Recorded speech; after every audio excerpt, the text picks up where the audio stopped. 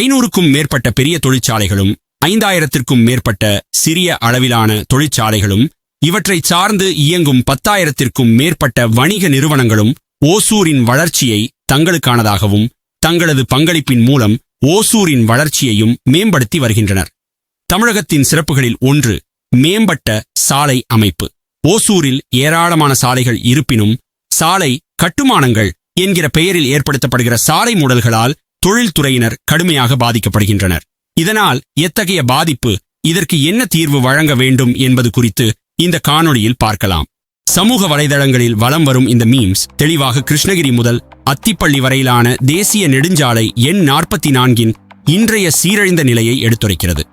இந்த 54 கிலோமீட்டர் நெடுஞ்சாலையில் பெங்களூர் எல்லையில் அமைந்துள்ள சூசூவாடி துவங்கி பேரண்டப்பள்ளி, சப்படி, சுண்டகிரி, சாமல் பள்ளம், மேலுமலை, கிருஷ்ணகிரி மருத்துவக் கல்லூரி என மொத்தம் 7 இடங்களில் பாலம் கட்டும் பணிகள் நடந்து வந்தன. இதில் சாமல் பள்ளம் மற்றும் மேலுமலை ஆகிய பகுதிகளில் வேலை ஓரளவு நிறைவேற்றப்பட்டு போக்குவரத்திற்கு திறந்துவிடப்பட்டுள்ளது. 5 இடங்களில் தேசிய நெடுஞ்சாலை பாலம் வேலை நடைபெற்று வரும் இந்த சூழலில் மேற்கொண்டு ஓசூர் புதிய பேருந்து நிலையம் அருகே பாலம் கட்டுவதற்கான பணிகள் விரைவில் துவங்க இருக்கின்றது. அதேபோன்று பேரண்டப்பள்ளி அருகே SDRR சாலைக்காக தேசிய நெடுஞ்சாலை 44இன் குறுக்கே முழுமையாக பணி துவங்கப்படும் பொழுது அப்பகுதி மேலும் போக்குவரத்து நெரிசல் மிக்க பகுதியாக மாறும் என்கின்றனர் தன்னார்வலர்கள். தமிழகத்தின் பிற பகுதிகளை காட்டிலும் இந்த 54 கிலோமீட்டர் சாலையை பயன்படுத்துவதற்கு உயர்ந்த அளவு சுங்கம் பெறப்படுகிறது. இவ்வாறு சுங்கம் பெறப்பட்டும் போக்குவரத்துக்கு பயன்படுத்த இயலாத நிலை கடந்த ஓராண்டுக்கும் மேலாக திகழ்ந்து வருவது ஓசூர் பகுதியில் இயங்கும் தொழிற்சாலைகளையும் பிற தொழில்களையும் கடுமையாக பாதித்துள்ளது என தன்னார்வலர் லட்சுமணன் கருத்து தெரிவிக்கிறார். வணக்கம், ஒசூர்லேருந்து லட்சுமணன். நான் ஒரு சமூக ஆர்வலர். கடந்த 30 வருஷமாக ஒசூரில் இருக்கேன். இந்த தேசிய நெடுஞ்சாலை ஒசூர் NH44 ஒசூர் டு கிருஷ்ணகிரி தேசிய நெடுஞ்சாலையில் கிட்டத்தட்ட ஒரு 7 ஃப்ளைஓவர் ஒர்க் நடந்துகிட்ருக்கு. இப்போது புதுசாக பத்திரப்பள்ளியிலையும் ஒன்று வரப்போகுது. அங்கேயும் ஒரு ஃப்ளைஓவர் ஒர்க் ஆரம்பிக்க போகிறாங்க. கடந்த ஒரு 7-8 மாதமாகவே பார்த்திங்கன்னா அடிக்கடி டிராஃபிக் ஜாம் ஆகுது, ஆக்சிடென்ட்ஸ் ஆகுது. இது மாதிரி நிறைய பிரச்சனைகள் இப்போ சந்திச்சிட்ருக்கோம். இதனால் என்ன ஆகுதுன்னா, இப்போ இந்த ஒவ்வொரு இடத்துலையும் டிராஃபிக் ஜாம் ஆகுது, பாட்டில் நெக் ஆகுது.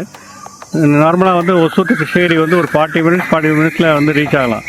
இப்போ சம்டைம்ஸ் என்ன ஆயிடுது, இப்போ 1 hour ஆர் 1.5 hours, சம்டைம்ஸ் பார்த்தீங்கன்னா 2-3 hours கூட ஒரு ஆக்சிடென்ட் ஆச்சுன்னா 2-3 hours கூட ஆகிடுது. ஸோ இதனால் என்ன ஆயிடுது, ஒசூர் சில இண்டஸ்ட்ரியல் டவுன் எல்லாருக்கும் தெரியும். அதுவும் இப்போ பார்த்திங்கன்னா ஒசூர் ஒரு ஹப்பாகவும், ஒசூர் டு பெங்களூர் வரைக்கும் ஃபுல்லாக ஃபேக்ட்ரிஸ் ஆல்ரெடி ஆயிடுச்சு. அதே மாதிரி ஒசூர் டு கிருஷ்ணகிரியும் ஃபுல்லாக இண்டஸ்ட்ரீஸ் வந்தாச்சு. ஸோ ஒசூரை சுற்றி கிட்டத்தட்ட ஒரு 25 கிலோமீட்டரில் ஃபுல்லாக இண்டஸ்ட்ரீஸ் நிறைய வந்தாச்சு. ஸோ எல்லாருமே ஏதர் கிருஷ்ணகிரிக்கு போகணும், இல்லை பெங்களூர் போகணும். இது மாதிரி அடிக்கடி இந்த இண்டஸ்ட்ரியல் பீப்புள் மூவ்மெண்ட் ரொம்ப அதிகமாகிடுச்சு. Apart from the national highway டிராஃபிக்கு, லோக்கல் பீப்புள் கம்யூட் பண்ணுறது ரொம்ப அதிகமாகிடுச்சு. இதனால் இந்த ஒவ்வொரு முறையும் ஜாம் ஆகிறதுனால யாருமே எத்தனை மணிக்கு போகிறது, எத்தனை மணிக்கு வருதுங்கிறத ப்ரிடிக்ட் பண்ண முடியாமல் ஒர்க்கர்ஸ் ஆகட்டும், இல்லை கம்பெனி எம்ப்ளாயீஸு, இல்லை அந்த கம்பெனியோட பெரிய லெவல் ஆஃபிஷியல்ஸ் ஆகட்டும், இல்லை கவர்மெண்ட் அஃபிஷியல்ஸ் ஆகட்டும், எல்லாருமே சஃபர் ஆகிறாங்க. இதனால் என்ன ஆயிடுது, ப்ரொடக்டிவிட்டி கண்டிப்பாக லாஸ் ஆகும். தேசிய நெடுஞ்சாலை துறையினரால் மேற்கொள்ளப்படும் தேசிய நெடுஞ்சாலை எண் 844 ஆமை வேகத்தில் கட்டுமானம் நடைபெற்று வருவதாலும் பல இடங்களில் பாதி அளவு முடிக்கப்பட்டு கைவிடப்பட்ட நிலையில் இருப்பதாலும் முழுமையாக அந்த சாலையையும் பயன்படுத்த இயலாத நிலையில் உள்ளது. தேசிய நெடுஞ்சாலைகள் ஒருபுறம் இருக்க விரைவாக திட்டமிடாததாலும் மற்றும் சாலை அமைப்பது தொடர்பான ஒன்றிய அரசின் கொள்கைகளாலும் ஓசூர் நகருக்குள் செல்லும் முதன்மையான சாலைகளும் மேம்படுத்த இயலாத சூழலில் ஓசூர் நகர் கடுமையான போக்குவரத்து நெரிசலை சந்தித்து வருகிறது. எடுத்துக்காட்டாக கடந்த 10 ஆண்டுகளுக்கு மேலாக தளி சாலை ஓசூர் உள் வட்டச்சாலை சந்திக்கும் பகுதியில் இருப்பு பாதை மீது மேம்பாலம் அமைக்க கோரிக்கை வைத்தும் திட்டமிடுதல் இல்லாததால் அப்பகுதி போக்குவரத்து நெரிசலால் ஒவ்வொரு நாளும் சிக்கித் தவிக்கிறது. தொழிற்சாலைகளுக்கு வேலைக்கு செல்வோர் சோர்வடைந்தும் சரக்குந்துகள் நேரம் கடந்தும் செல்வதால் தொழிற்சாலைகள் உற்பத்தி திறன் பாதிப்பையும் பொருளாதார இழப்பையும் சந்தித்து வருகின்றனர். ரயில்வே துறையின் கட்டுப்பாட்டில் உள்ள தொடர்வண்டி நிலையம் அருகே அமைந்துள்ள கீழ்ப்பாலம் ஒவ்வொரு மழைக்கும் தண்ணீர் நிரம்பி ஓசூர் மக்களுக்கு பொருளாதார இழப்பை ஏற்படுத்தி வருகிறது. ஓசூர் உள்வட்டச்சாலையின் சுமார் 5 கிலோமீட்டர் தொலைவிற்கு சாலையை விரிவுபடுத்த இயலாத நிலையும் இதனால் நிலவுகிறது. தேசிய நெடுஞ்சாலையின் கட்டுப்பாட்டில் உள்ள ராயக்கோட்டை சாலை, அலசநத்தம் சாலை சந்திப்பு, ஓசூர் பேருந்து நிலையம் அருகே பாகலூர் நெடுஞ்சாலை சந்திப்பு பகுதி, ஆகியவை ஒவ்வொரு மழைக்கும் தண்ணீரால் மூழ்கடிக்கப்பட்டு ஓசூர் பொதுமக்களையும் தொழில் முனைவோரையும் கடுமையான பாதிப்பிற்கு உள்ளாக்கி வருகிறது. இதுகுறித்து ஓசூர் ஆன்லைனிடம் கருத்து தெரிவித்த தன்னார்வலர் ஒருவர், தேசிய நெடுஞ்சாலை ஆணையம் சாலை ஓரங்களில் அமைந்துள்ள வடிகால் ஓடைக்கான துவாரங்களை முறையாக பராமரிப்பது இல்லை. அதனால் தண்ணீர் செல்வதற்கான வழித்தடங்களில் தடை ஏற்பட்டு சாலையில் வெள்ளப்பெருக்கு ஏற்படும் நிலை ஏற்படுகிறது என தெரிவித்தார். தேசிய நெடுஞ்சாலையில் அமைந்துள்ள பாலங்கள் முறையாக பராமரிக்கப்படுவது இல்லை. பாலத்தின் கட்டுமானத்திற்கு தீங்கிழைக்கக்கூடிய மரங்கள் நெடுஞ்சாலை பாலங்கள் முழுவதும் செழித்து வளர்ந்திருப்பதை பார்க்க முடிகிறது. சாலைகளின் ஓரங்களில் உள்ள மண் திட்டுக்களும் அகற்றப்படுவது இல்லை. சாலையின் நடுவே எதிரில் வரும் வண்டிகளின் விளக்கு வெளிச்சம் தடை ஏற்படுத்துவதற்கு தடுப்புகள் அமைக்கப்படவில்லை. சுங்கம் வசூலிப்பதில் இருக்கும் ஆர்வம் முறையாக சாலைகளை பராமரிப்பதில் இல்லை என்பது வருத்தம் அளிப்பதாக அவர் தெரிவித்தார்.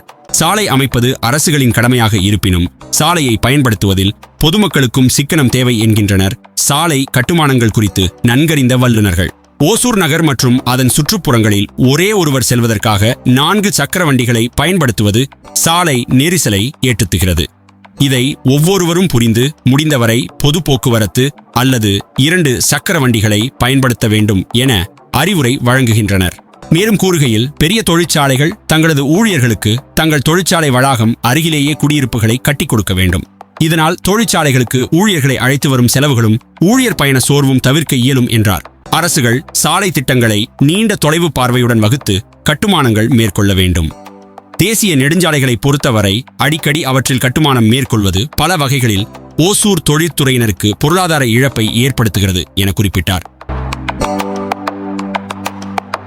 உடனே ஓசூர் ஆன்லைன் சேனலை சப்ஸ்கிரைப் செய்யுங்கள். பெல் ஐகானை அழுத்துங்கள். ஓசூரின் ஒவ்வொரு முதன்மை தகவலையும் உடனுக்குடன் பெறுங்கள். இந்த காணொளி குறித்த கருத்துக்களை கமெண்ட் பாக்ஸில் பதிவிடுங்கள்.